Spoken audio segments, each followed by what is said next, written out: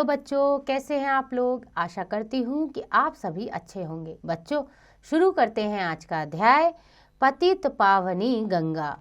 यह एक लेख है।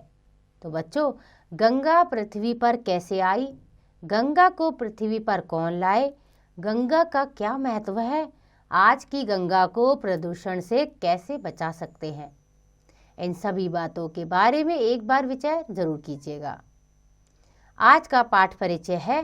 प्रस्तुत लेख में भारत की सुप्रसिद्ध नदी गंगा के उद्गम, प्रवाह एवं हिंद महासागर में विलय के साथ उसकी प्राचीन गाथा एवं वर्तमान स्थिति का वर्णन किया गया है। सदियों से भारत की भूमि की महानता को वहन करने वाली पुण्य सलिला उत्तर भारत के समतल मैदानी भाग को विश्व का प्रमुख खाद्यान्न भंडार बनाने वाली गंगा आज दूषित होती जा रही है। इसकी स्वच्छता और संरक्षण पर ध्यान देना अत्यंत आवश्यक है। तो आइए बच्चों, जानते हैं सबसे प्रमुख भारत की नदी गंगा के बारे में। भारत के संपूर्ण मानचित्र पर गले के हार के रूप में सुशोभित होने वाली पुण्य सलिला गंगा को स्वर्ग से पृथ्वी लोक पर महाराज भगीरथ लेकर आए थे। उनकी कठिन तपस्या, कठोर साधना तथा एकनिष्ठ भक्ति के सम्मुख महादेव भी बेबस हो गए और अपनी जटाओं में समाहित गंगा को मानव जाति के उद्धार के लिए पृथ्वी पर भेज दिया। तो बच्चों, पृथ्वी पर यानी हमारे संसार में नदी गंगा महाराज भागीरथ के द्वारा ही लाई गई। आगे है, ज्येष्ठ मास के शुक्ल पक्ष की 10वीं तिथि को गंगा पृथ्वी पर अवतरित हुई। उस दिन से गंगा दशहरा का पुण्य पर्व मनाया जाता है। यह देव नदी से भारतवासियों की गंगा मैया बन गई। राजा भगीरथ अपने 60,000 अभिशप्त पूर्वजों के उद्धार के लिए, जो कपिल मुनि के श्राप से भस्म हो गए थे, गंगा को पृथ्वी पर लाए थे। तभी से गंगोत्री के कंठ से निःसृत होकर संपूर्ण भारत को जीवन संगीत सुनाती हुई निरंतर पतितों के उद्धार में संलग्न है। गंगा को पर्वतराज हिमालय की ज्येष्ठ कन्या माना गया है, यानी कि हिमालय की सबसे बड़ी बेटी कहलाती है गंगा नदी। गंगा के असाधारण देव्य गुणों तथा लोक कल्याण हेतु किसी भी बंधन को तोड़ डालने की प्रतिभा से प्रभावित देवता हिमालय से मांग कर उन्हें स्वर्गलोक ले गए थे। पुनः पृथ्वी पर अवतरित होकर वह जानवी, भागीरथी और त्रिपथगा कहलाई। तो ये नाम है गंगा नदी के। गंगा भारत, नेपाल और बांग्लादेश को अपने जल से एक सूत्र में जोड़ती हैं। हिमालय के गोमुख स्थान पर स्थित गंगोत्री हिमनद से इसका जल प्रवाह प्रारंभ होता है।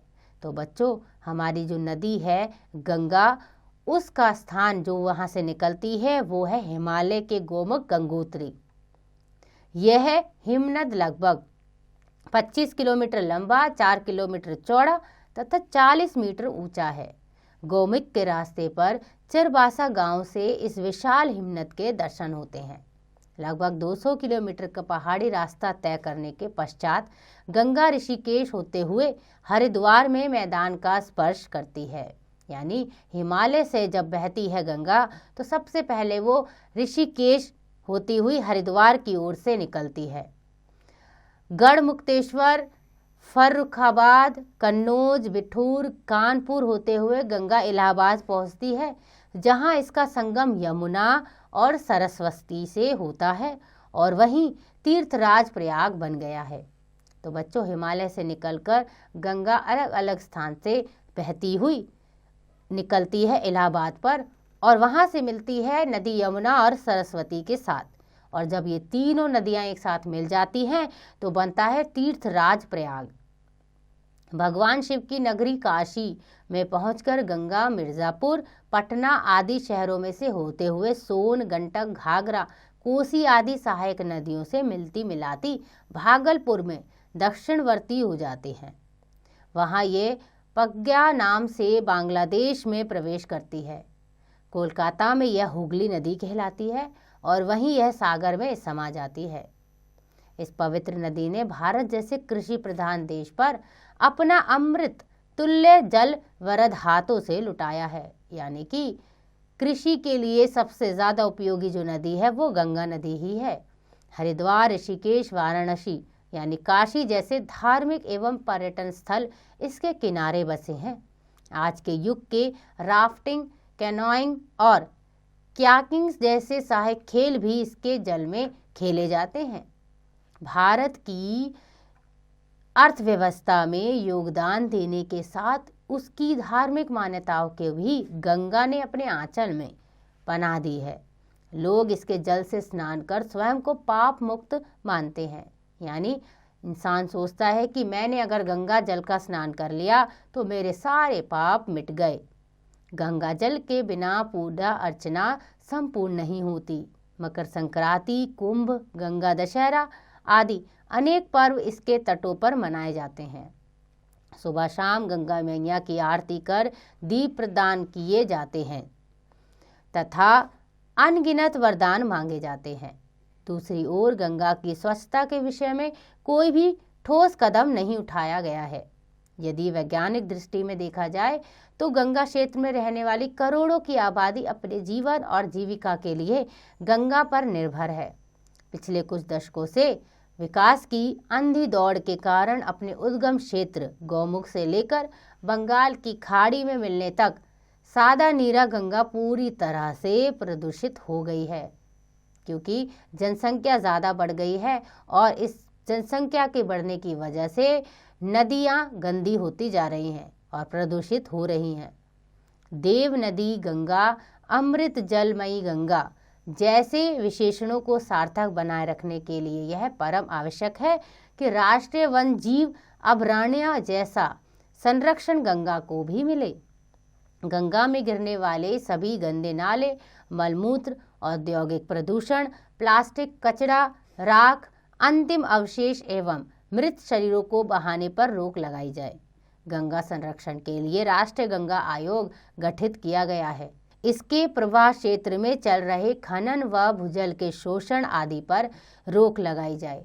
यानी कि जहां से नदी बहती है उसके आसपास कारखाने ना हो। पंडित मदन मोहन मालवीय के साथ 1916 ईस्वी में गंगा प्रवाह के संबंध में हुए समझौते को लागू किया जाए। देहरादून वन अनुसंधान संस्थान ने गंगा स्वच्छता के लिए बड़ा ही कारगर उपाय सुझाया है।